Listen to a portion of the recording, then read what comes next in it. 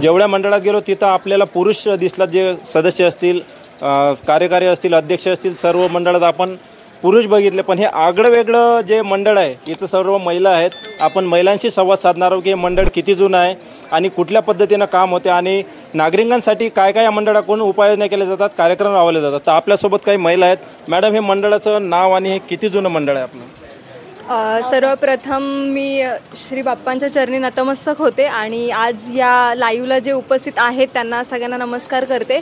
या मंडळाचं विशेष कौतुक म्हणजे ह्या मंडळाची जी स्थापना आहे ती आपली 1990पासून झाली आहे आणि या आत्ताचं जे वर्ष आहे ते तब्बल 35वं वर्ष आणि तेव्हापासून जी परंपरा चालू आहे, म्हणजे जशी लोकमान्य टिळकांनी त्या टायमाला चालू केली त्या परंपरेला कुठे खंडित न करता आता 35व्या वर्षी देखील त्याच उत्साहाने, त्याच ऊर्जेने, त्याच संस्कृतीने सगळेजण एकत्र येऊन साजरे करतात. जसे तुम्ही बघत आहात की सगळ्या ठिकाणी तुम्हाला बॉईज दिसले, पण इकडे सगळ्या आपल्या महिला मंडळ आहेत ज्या की पारंपरिक पद्धतीने सगळ्याच इथे एकत्र येऊन कार्य करतात.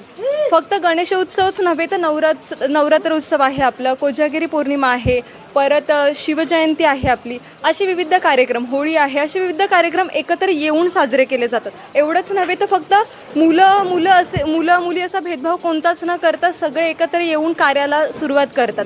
आणि अशीच मी बाप्पांच्या चरणी प्रार्थना करते की जी आपली संस्कृती आहे ते पुढच्या पिढीला देखील कळण्यासाठी आपली जी आत्ता कंडिशन आहे, सगळे आपण एकत्र येऊन कार्य करतोय, तर अशी सगळ्यांच्या चरणी मी प्रार्थना करेल की अशी जी आपली परंपरा आहे ती कुठेच खंडित न होता ती पुढेही चालू राहील. आणि मी सगळ्यांना हीच विनंती करेल की आपली जी संस्कृती आहे, आता सध्या अशी परिस्थिती आहे की आपल्या संस्कृतीला कुठेतरी पूर्णविराम भेटत चालला आहे आणि कलियुगात कलीचा प्रभाव असल्यामुळे कुठेतरी भगवंताला सगळे विसरत चालले.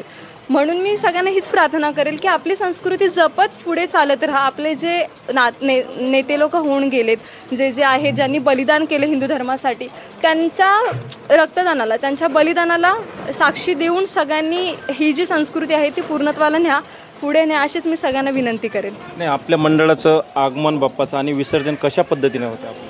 आगमनाचं आणि विसर्जनाचं जर सांगायचं झालं तर शिस्तबद्ध पद्धतीने आगमन आणि विसर्जन होतं. कोणत्याही व्यक्तीला ह्याच्यामध्ये त्रास दिला जात नाही. व्यक्तिगत शिस्तबद्ध पद्धतीने वाहन देखील आपण बघत व्यवस्थित एका साईटून सगळ्यांना व्यवस्थित निसर्गाचा समतोल राखून वाहन देखील आपण व्यवस्थितरित्या हे पार करून आपण आगमन विसर्जन व्यवस्थितरित्या करतो. मंडळाची पण एक खासियत आहे, सर्व महिला मंडळ यांनी मी एक शपथ घेतली, सर्व मंडळांनी जे शपथ घेतली, आम्ही विसर्जनाच्या वेळी आगमनाच्या वेळी नियमाचं पालन करून, वाहतुकीचं पालन करून आम्ही विसर्जन किंवा आगमन करतो. आणि बाकीच्याही मंडळांना माझं हेच सांगणं आहे की वाहतूक पोलिसांना खास करून तुम्ही सहकार्य करा. धन्यवाद.